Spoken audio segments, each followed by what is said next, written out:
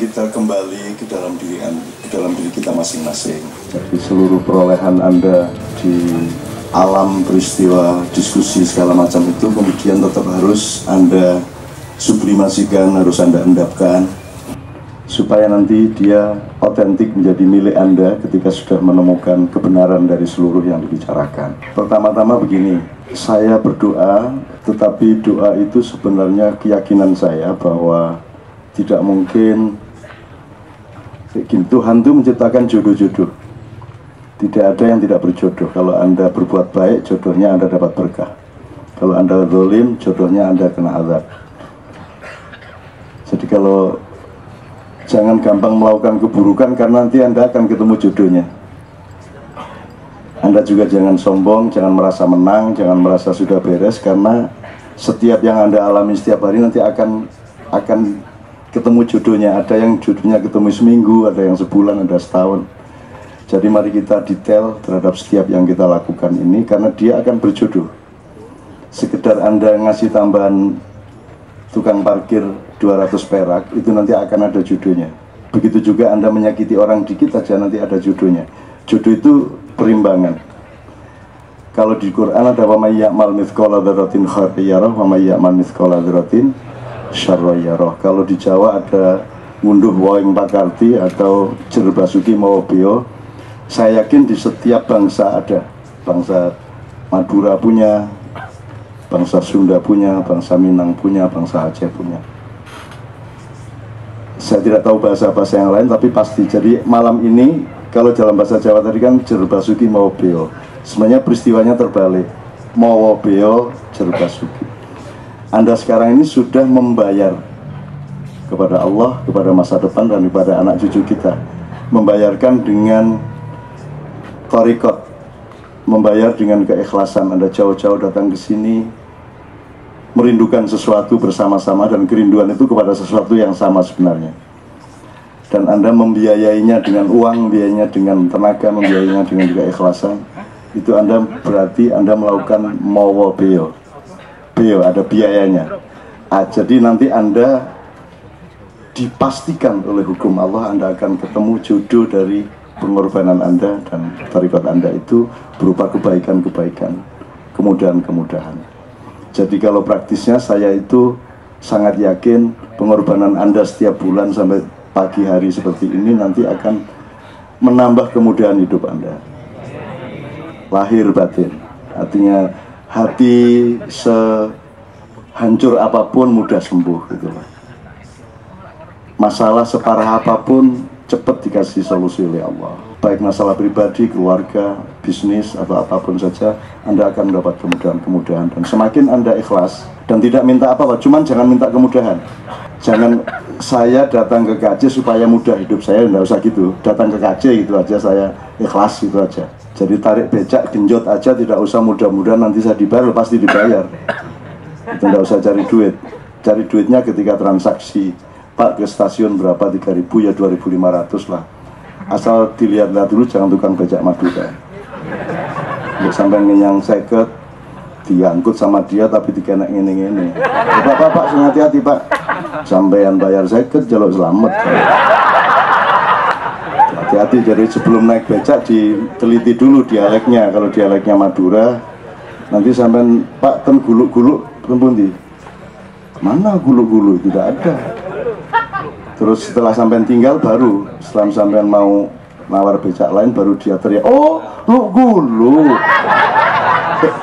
Nek guluk-guluk gak ngerti dia, kalau lu guluk dia baru paham. Jadi Iswan itu juga bangga pernah pergi lama ke Madura, sebenarnya diketawain sama orang Madura, wong yang bikin kota Toronto orang Madura. Aslinya Ronto-Ronto. Tapi karena orang Madura yang bikin Toronto kan. Oke, jadi pertama saya meyakini Anda akan mendapat kemudahan, tetapi tidak usah mencari kemudahan, tidak usah mempamrihi itu. Jangan bersedekah dengan niat nanti dapat kembalian 700 kali lipat.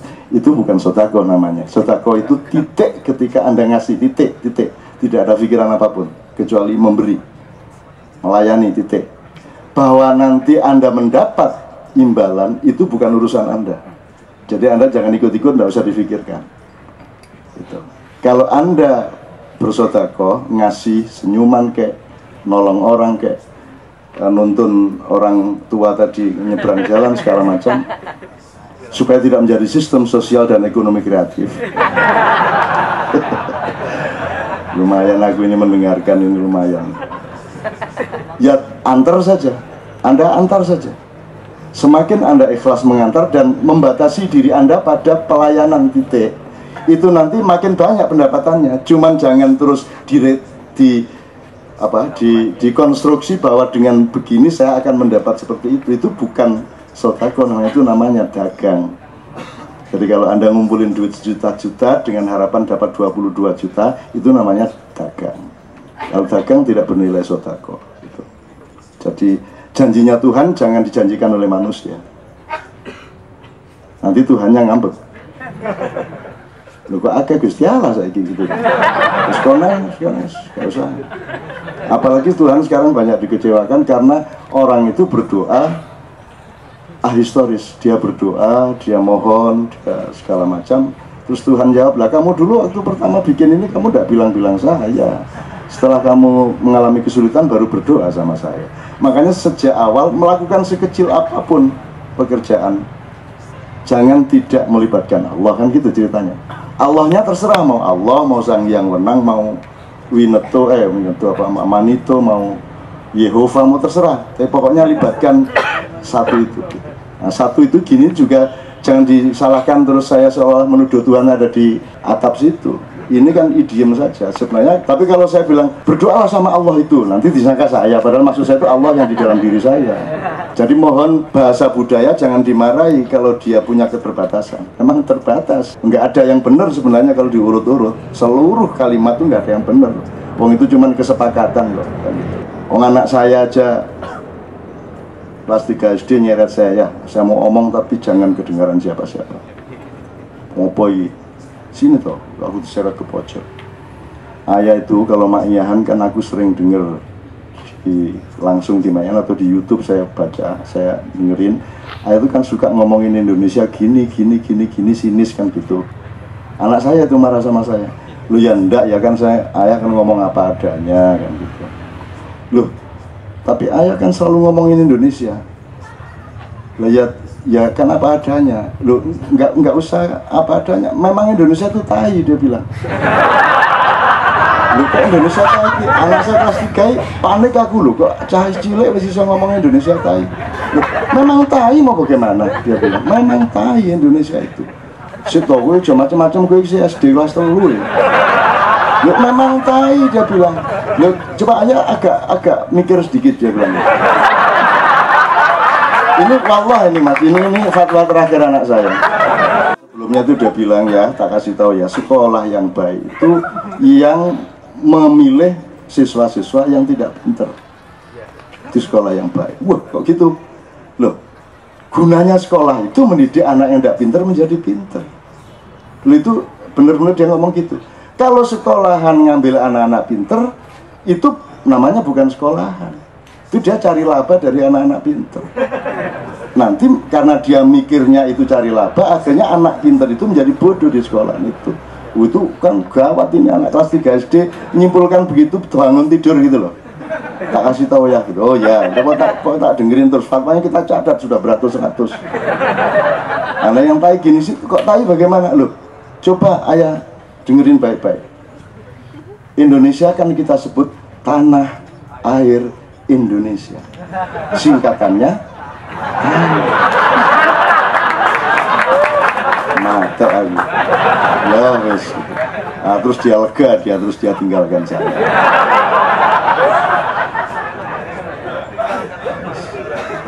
Nah, teman-teman sekalian, poin pertama saya adalah doa dan keyakinan saya. Pokoknya pulang dari sini, teman-teman sekalian, selalu Anda mendapatkan kemudahan baru, hal-hal yang tidak terduga. Dan jangan ngatur-ngatur Allah, karena Allah yang ngatur Anda.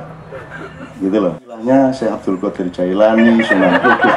Nanti begitu kamu riset, kamu simpulkan yang banyak terkabul itu yang gini, terus Tuhan bilang besok tak rubah. enakmu dewe.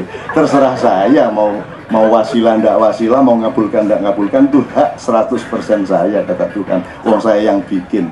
Gitu. Jangankan mengabulkan, tak habisin ini seluruh bumi dan alam semesta, hak saya. Jadi sama Tuhan tuh nggak usah ngatur-ngatur, pokoknya terserah ada. Cuma ya cukup kebangetan, paling gitu ngomong gitu ya. Mosok nggak dikabulkan, paling gitu aja ya. Tapi nggak usah ngaran-ngarani gitu loh. Nggak usah meregulasi, menentukan waktunya 2 hari belum terkabul marah. Gitu. Mana katanya Rahman Rahim sampean? Medurong nih marah. Nah orang Pekalongan ngancam. Nah orang dikabulke aku mabuk loh. Terus angel ini manusia. Akhirnya Gusti Allah kadang-kadang panik. Ya tak boleh. Oke teman sekalian, mudah-mudahan kesegaran ini juga membuka pori-pori pikiran Anda. Adrenalin Anda tumbuh, energi Anda berkembang. Yang selama ini energi Anda itu dibunuh oleh kerating deng, oleh suplemen, oleh segala macam, sekarang muncul kembali energi hidup Anda.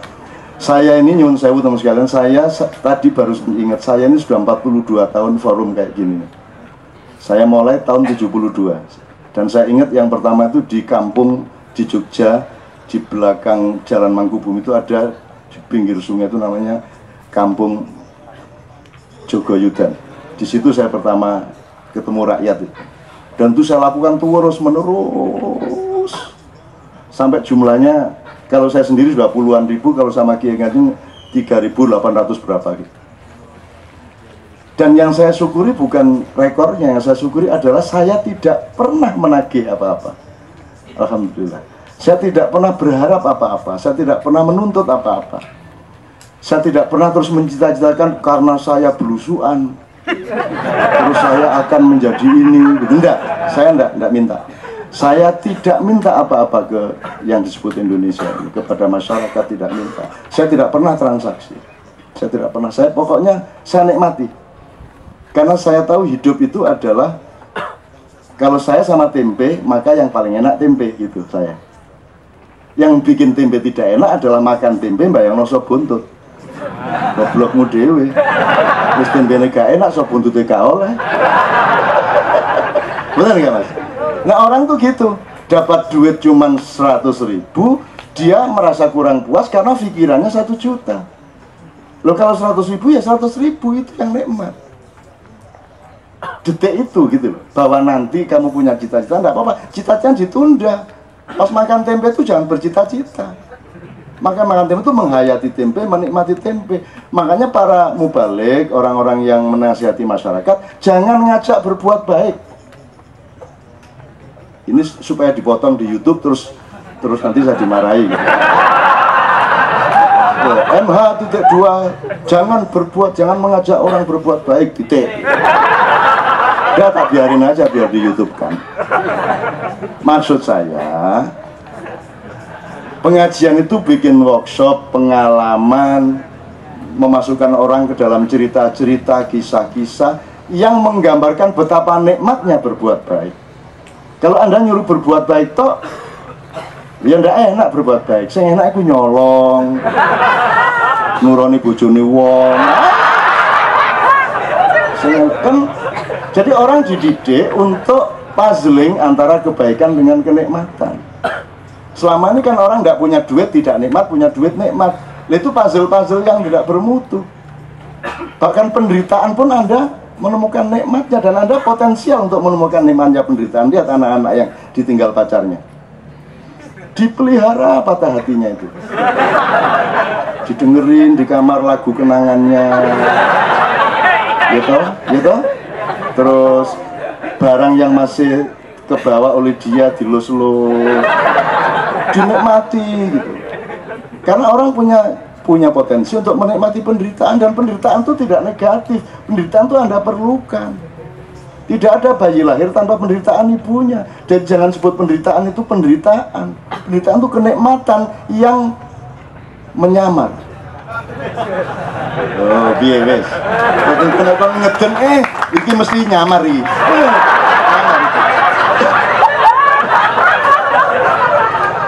Harus ngelahirin anak, wah ini nyamar ini gitu nanti. Kalau Anda punya pikiran begitu, sakit menjadi sekunder. Benar nggak? Sudah Anda lihat. Jadi semua itu tergantung takdir yang kamu set up dari pikiranmu sendiri, karena Anda punya hak mentakdirkan dirimu sekian persen. Selebihnya Allah punya, tapi Anda dipinjamin sedikit. Wis nek gak percaya, gini ya, aku zaman cilik ku ngene iki, ambune ya apa Mas? Ya? Tapi saya waktu SD kelas 5, karena saya sudah pergi dari rumah, saya mulai masuk kuburan, mulai tidur di sungai, mulai ndak itu. Jadi gelandangan di gerbong-gerbong yang udah nggak kepake. Saya akhirnya nganggur gitu kan, ngene dulu kan. Manggutai. Kesadaran pertama adalah oh alah menungso iki diwolak-walik jane ya mek taek kan gitu kan. Tapi lama-lama saya punya pikiran di atasnya. Bisa nggak saya bikin tidak berbau busuk? Ternyata bisa. Setelah sekian kali tidak busuk. Nah, nggak busuk dia. Sekian kali wangi. Wangi Mas. Nah, sekarang tolong pahami peristiwa dalam kehidupan. Itu wangi tidak dianya itu berbau wangi, tapi hidung saya, jiwa saya, pikiran saya mampu menciptakan sebuah pertemuan meskipun dengan kebusukan dia terasa wangi. Jadi itu kemampuan psikologimu, kemampuan mentalmu. Kalau kamu menderita, gitu terus ya, kamu akan akrab sama penderitaan.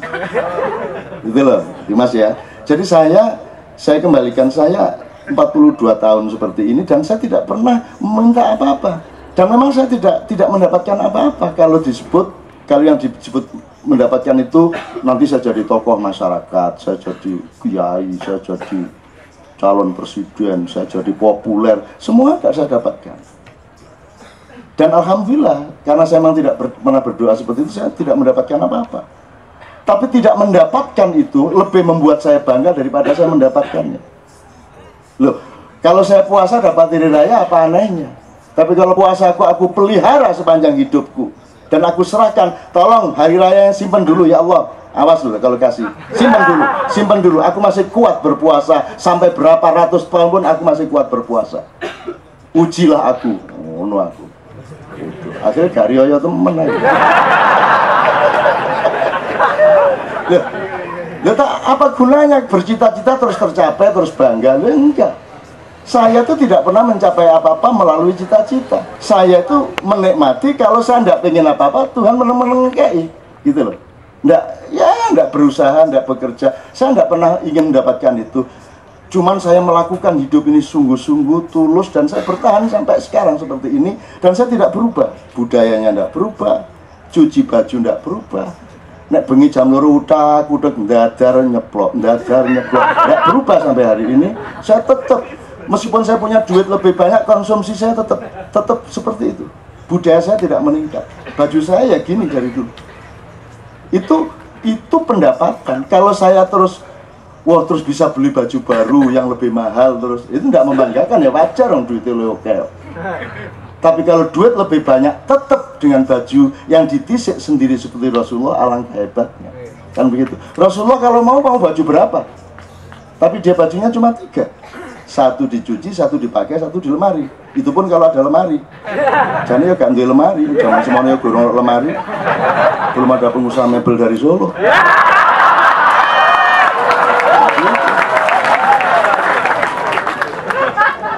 Kalau Muhammad mau, dia mau baju berapa? Nah, saya dididik oleh ibu saya yang juga tidak pernah lebih dari 3 pakaiannya. Apa kerudungnya, apa bajunya, apa jaritnya. Jangan pernah kasih ibu saya pakaian kalau hari raya. Kami sudah berpuluh-puluh tahun ngasih terus ke ibu, dan hari kedua sudah habis. Begitu dikasih, bayang, oh iki lo gak duwe kayak no. Oh, ibu saya itu kerjanya begitu dok, dan itu biayanya kadang-kadang mahal. Saya yang harus membiayai. Pulang ke rumah, nun, itu kalau serupa itu asrufa, nek jadi di saya panggilannya serupa. Nama aslinya asrufa. nek Bakrodin Brakodin. Serupa kalau nolak bojone Dimun sih. Dimun iku becak tapi gak serius keset arek iku. Dadi ya susah nyekolahno anak ya gak cukup duwike, omah ya cek nunut maratuane. Sakno nun serupa iku arek padahal pinter mulang ngaji nek sore sregep. Arek wedok gelem nyambut gawe apa menek klopo ya gelem. Kata ibu saya. Soalnya dia apa namanya memberi data mengenai Asrufa ini. Sakno arek iki. Akhirnya kan saya naikin haji. Si Asrufa itu saya naikin haji.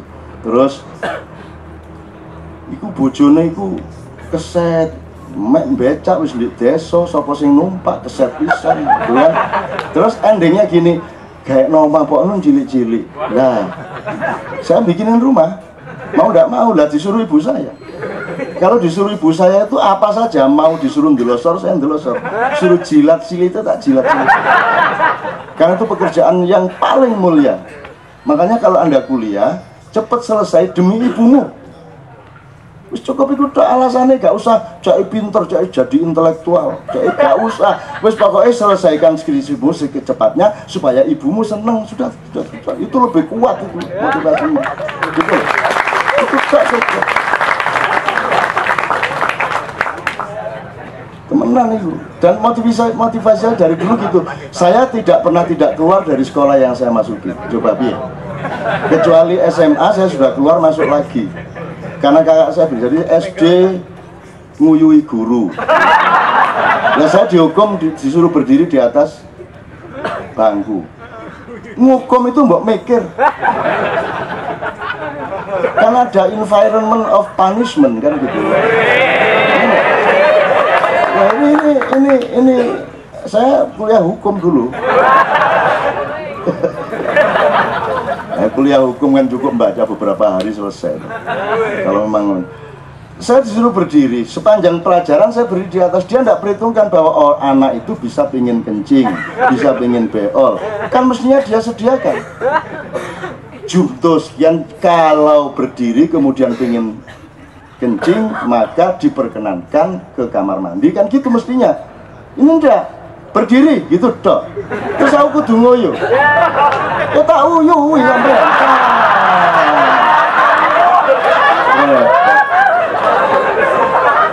Dosanya ya kamu yang menghukum saya. Udah SD keluar, saya baru kelas 2 udah dikeluarin. Saya pindah ke Gontor, saya bertengkar lagi, dikeluarin lagi. Saya masuk Gontor pesantren, dikeluarin lagi 2,5 tahun diusir. Terus saya masuk SMP sekedar untuk ujian, udah sekedar ujian dok, terus masuk SMA. Saya kelas 2 keluar. Saya ketua OSIS tapi diganggu sama guru terus. Disuruh ketua OSIS tapi tidak boleh ada kegiatan. Kalau kegiatan dikritik. Ini sepak bola terus, ini lomba-lomba terus. Tidak pernah tidak pernah masuk kelas. Loh. Ya apa sih? Lah sing ngongkon lomba ya sapa? Wong yang bikin IPM sing penuh sing apa semua bikin porseni, bikin apa lah. Saya kan harus ngirim utusan. Kan harus pamit dari kelas. Dirasa nih di kelas. Aku maju, buku OSIS tak suwek, wek, gak OSIS-OSISan kono, dadi ketua sapa kono. Aku metu. Ya. Akhirnya saya dipanggil kepala sekolah, dimarahi, loh, nek ngono yang saya cabut bukan jabatan OSIS. Saya sebagai siswa di sini tak jabut. Itu aku. Cacakku ngelundasi. Dah, nun mbok kali ini sajalah ditamatkan sekolahnya. Sekali ini saja. Apa alasannya sebenarnya? Yo ibu iku lho cek seneng atine. Mosok kon gak tahu beres di sekolah. Nah, begitu disebut ibu. Oh, kalau ibu yang harus saya bela. Saya disuruh jadi apapun mau, saya malu kayak apapun mau, saya kehilangan martabat saya mau, saya kehilangan apa saja mau untuk ibuku. Jadi saya sore-sore nang omahe kepala sekolah, Pak sepuntene Pak.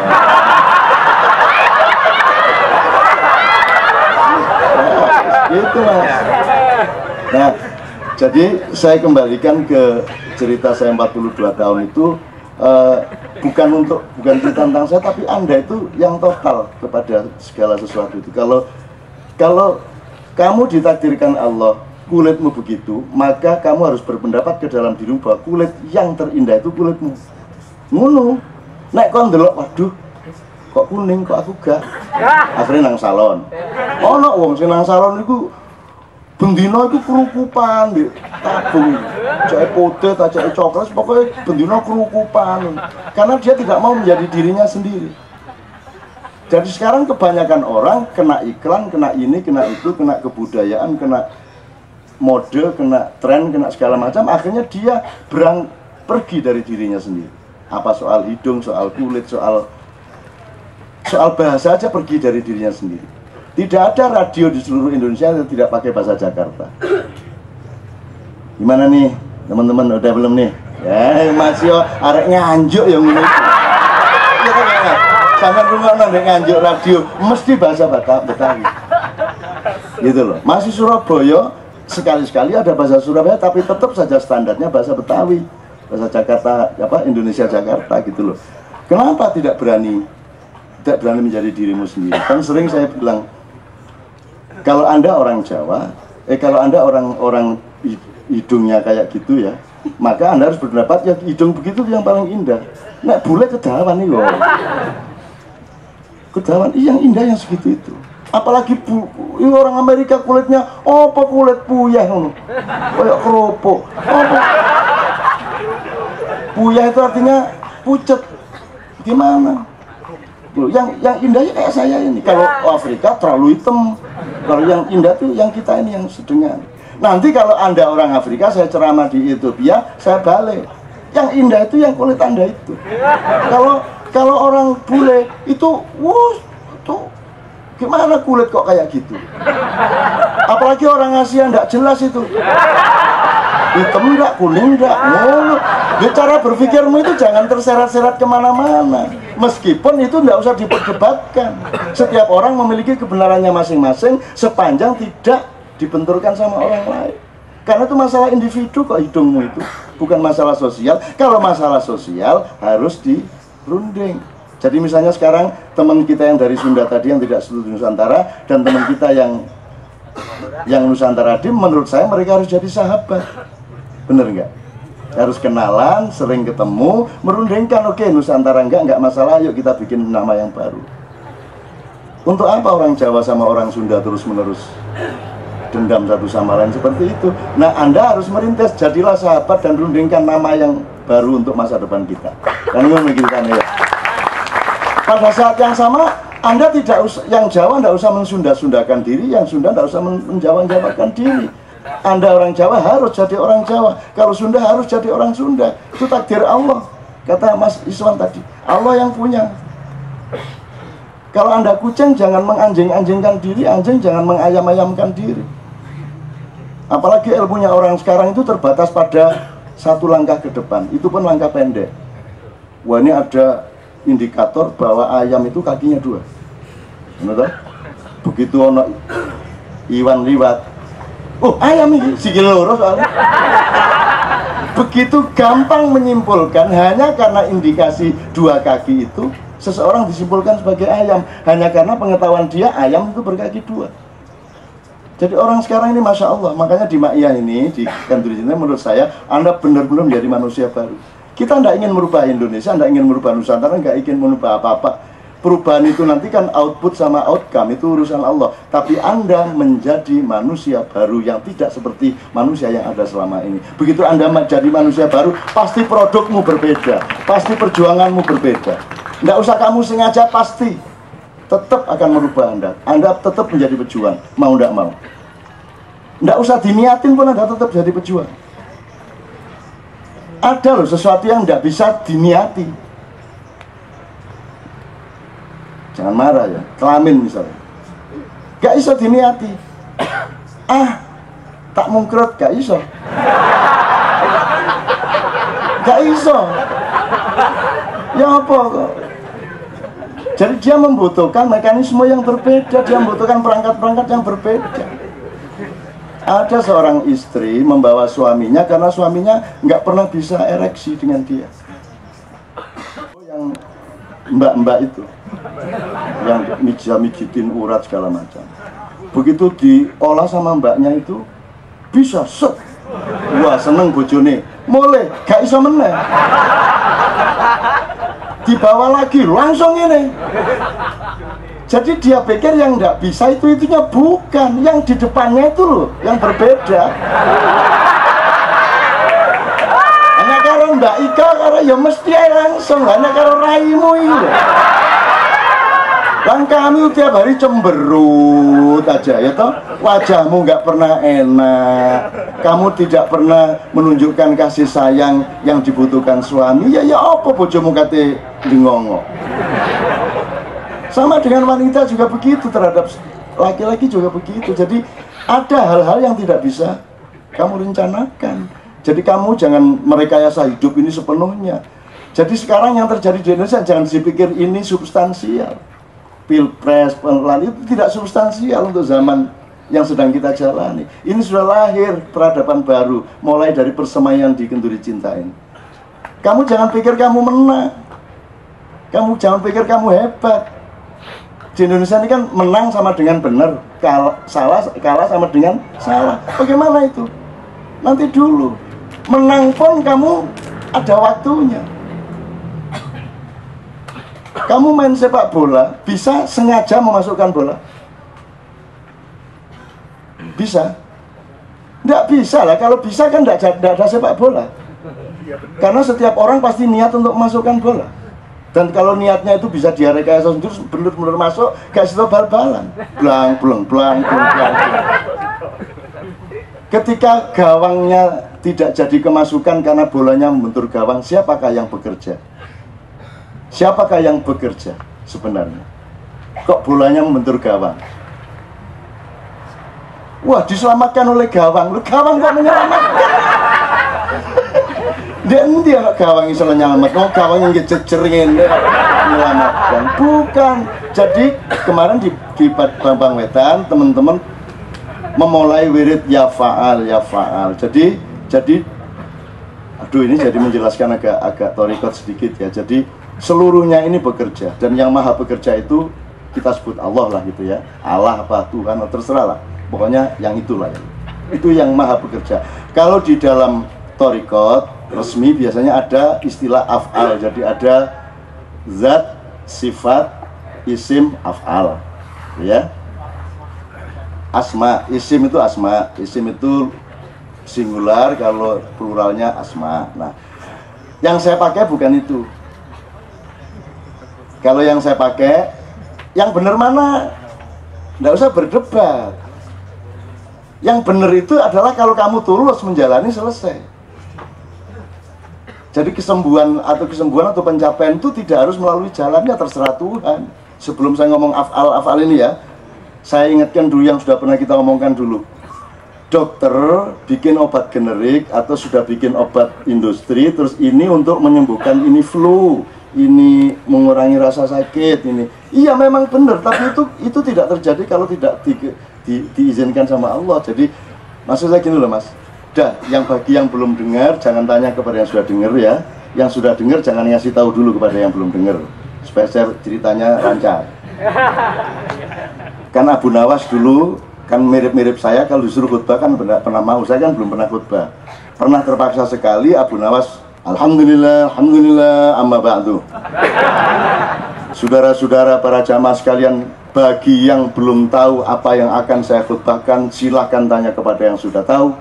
Dan bagi yang sudah tahu, silahkan memberitahu kepada yang belum tahu. Shadaqallahul azim.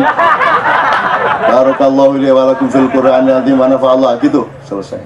Nah sekarang tolong, jadi Nabi Musa, ceritanya singkat, Nabi Musa dikejar Fir'aun sama pasukannya, tiba-tiba sakit perut. Terus dia mengeluh, ya Allah kok sakitku perut, aku ini dalam bahaya melawan kebatilan Fir'aun, tapi kenapa engkau bikin sakit perut, ya Allah sembuhkanlah aku. Terus Allah langsung jawab, wis kono nang bukit kono, sana kamu ke atas bukit, di sana ada pohon, ambil daunnya kamu makan, insya Allah sembuh. Kok insya Allah, masa Gusti Allah ngomong insya Allah.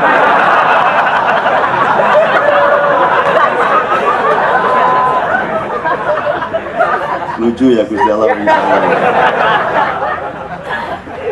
Oke, sembuh nanti kamu. Ya, Nabi Musa naik bukit, belum sampai menyentuh daun, perutnya sembuh. Terus dia turun lagi, dia oke, pasukan bergerak sekarang. Begitu bergerak, belum ada 50 meter, waduh, sakit lagi. Dia langsung lari ke atas bukit itu, ambil daun, dimakan. Loh, kok nggak sembuh-sembuh? Ambil lagi, sampai 10 lembar dimakan, nggak sembuh-sembuh. Protes dia, ya Allah, kok nggak sembuh? Katanya tadi kalau saya sakit disuruh naik, terus saya ambil daun, saya makan, sembuh. Terus Tuhan ketawa. Yang bilang daun menyembuhkan itu siapa? Kamu tadi sembuhkan karena minta tolong aku. Lah tadi yang kedua kamu nggak minta tolong kok. Kamu langsung naik bukit kok. Betul nggak?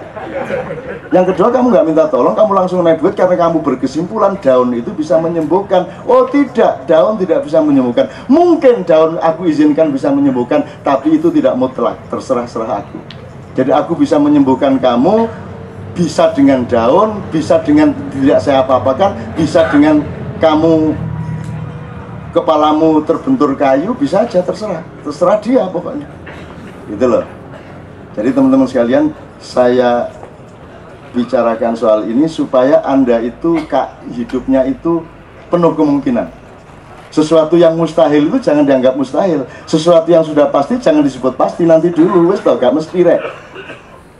Pendidikan yang ndak mesti, yang baik itu kurikulum yang mana yang ndak tahu, yang bener itu dipilih DPRD apa rakyat langsung, yo gak jelas. Yo podo apike podo eleke. Gitu loh. Wong itu kan orang tidur telentai, tidur miring kanan, terus semutan binggingen. Wah, ternyata yang baik itu miring ke kiri. Akhirnya dia bikin undang-undang tidur miring ke kiri. Begitu miring ke kiri, semutan meneh. Waduh, ternyata salah juga. Yang benar itu tidur telentang.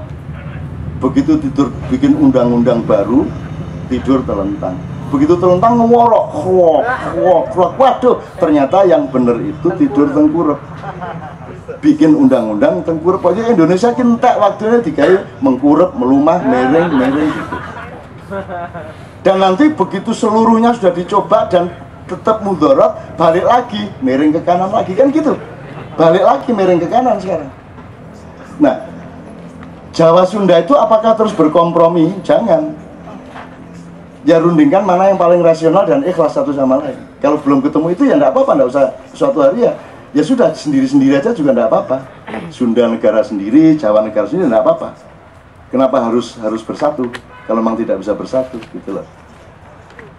Tetapi tidak boleh Sundanya distortif, tidak boleh Jawanya distortif. Sunda harus benar-benar Sunda, Jawa harus benar-benar Jawa. Menurut saya begitu. Kalau bikin gaduh-gaduh itu jangan meremehkan kubis. Jangan bilang kalau kubis itu primordial. Kan gitu. Sekarang kan begitu kita ngomong Jawa, wah primordial. Jawa sentris. Loh, wong Jawa gak ada Jawa sentris, wong Jawa.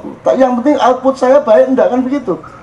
Kalau saya ayam, biarin saya jadi ayam. Yang penting saya memberi kebaikan kepada kamu. Tapi saya jangan disuruh berubah menjadi bukan ayam.